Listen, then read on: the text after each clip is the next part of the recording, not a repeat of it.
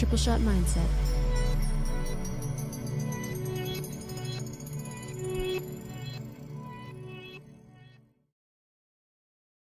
So Artie, Me.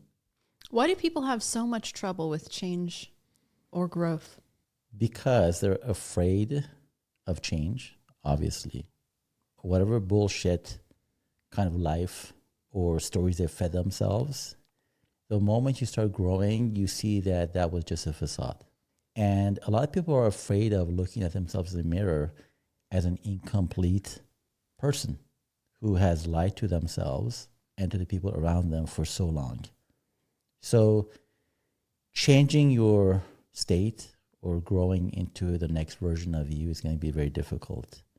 I've had friends who refuse to look at themselves in the mirror and refuse to acknowledge anything that they've done wrong in their life.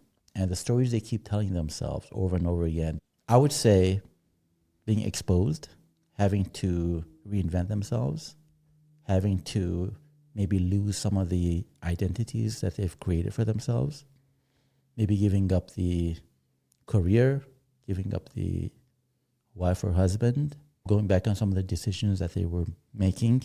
It's going to be traumatic for most people to do that. So as I say, you got to do things out of inspiration, not desperation. And I had to do it out of desperation. At some point, it's more than just the fear of looking at yourself in the mirror and admitting. I think it becomes part of your DNA. Then you just live with that bullshit and it becomes you. So you don't really feel like you've done anything wrong or, you're not somebody that you're not supposed to be. You feel like you are who you're supposed to be. In other words, you buy into your own bullshit and it becomes part of you and you don't see it any other way. Wow. When you bring a child into this world, it has to gestate, then it has to be born, which is a bloody and painful affair.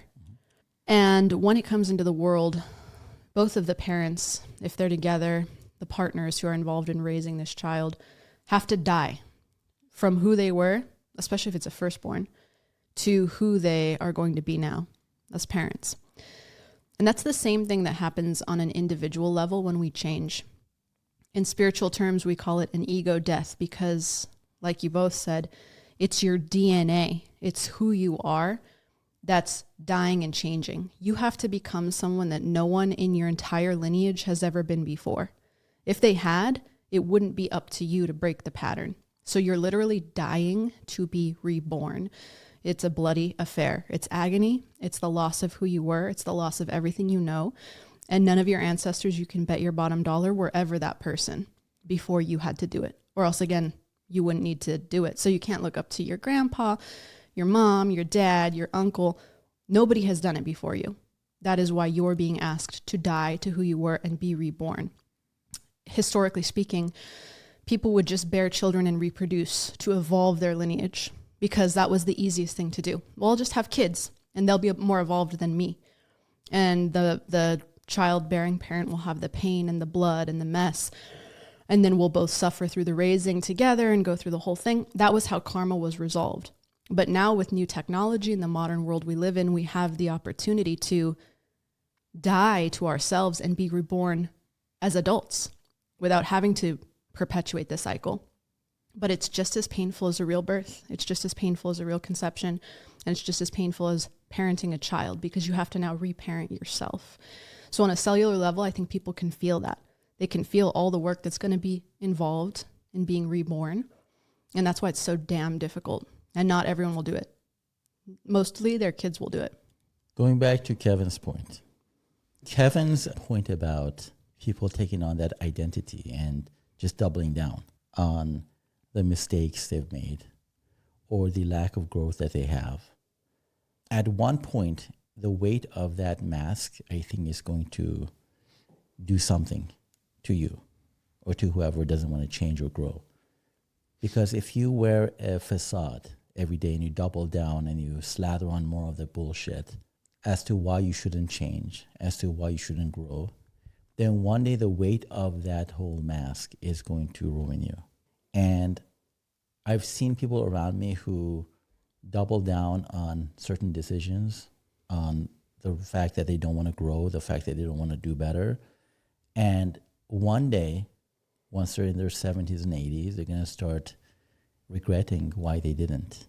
And so they look forward to the next lifetime where they can. So my advice would be, if you need to change and grow, it's going to be difficult, as you said, like a child being born, but you have to do it. You have to start somewhere. But people don't know that. If it's in your DNA that this is it, this is life, this is the cards I've been handed, at what point do you look in the mirror and say, you know what, actually I can change this? I think that's what I meant. Like most people, they don't have that mindset to feel like, okay, is this the real me? Do I need to change to become better? They don't have that mindset. So they just realize, okay, this is who I am. This is my cards. This is my DNA. Till the end of my life, this is who I'm going to be. And there's no reason I should be changing. Now we're going to move on to our next question. Fabulous Perfect. work, everyone. Just beautiful. How do you know if something in your life is misaligned? I think if it doesn't flow, if you have to constantly nudge it, if you have to constantly tell yourself that this is it. A lot of people, they sit down and they start fantasizing about the life they should have had. And if you are, let's say, in a relationship and you're not getting along, or at work, you're at a career that you don't like anymore, and it doesn't bring you joy and peace and happiness, and you have to constantly seek validation or excitement elsewhere, then that means that train has moved on. So is it as simple as saying if something doesn't bring you nothing but pleasure, you should can it? No. A lot of things aren't pleasurable, like being parents, like 50% is pleasure, 50% is pain. But I'm just saying, if it doesn't bring you joy, if it doesn't make you feel like you have a purpose within that relationship, or that you have to constantly work on it, I'm saying everything needs to work. Love is work, relationship is work, everything is work. But both people have to be working to recenter or grow.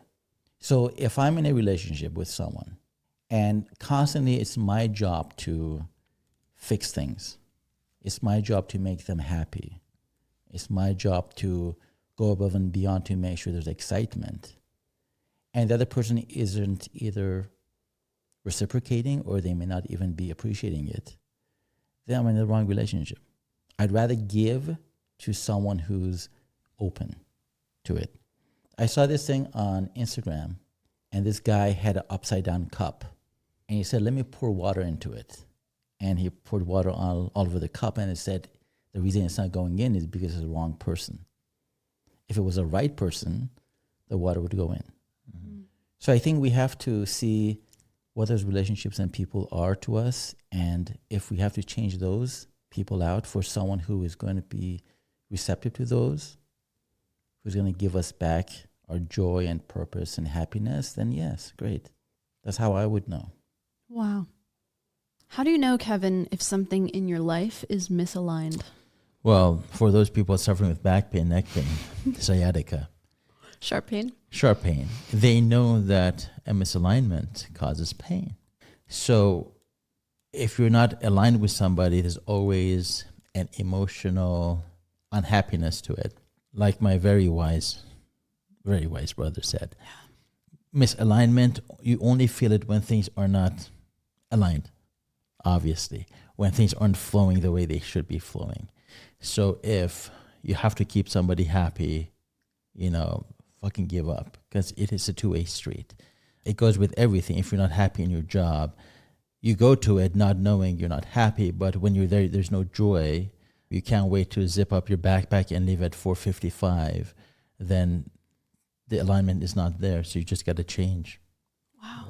Perfect. I love how you spun in the chiropractic side of things. Yeah, that Thank was you. gorgeous. Yeah. Just stunning. Yeah. So the question is, how do you know if something in your life is not misaligned? And my answer is very simple. When something is aligned, it makes you a better person. And you can feel that. When something is misaligned, you have to be a good person in spite of that thing. Yes. Yes. Thank you. When you're misaligned, you don't feel the pain immediately. You're going to have other symptoms like tingling and numbness. You're going to have this and that before the pain kicks in, because pain is often the last sign of issues, right?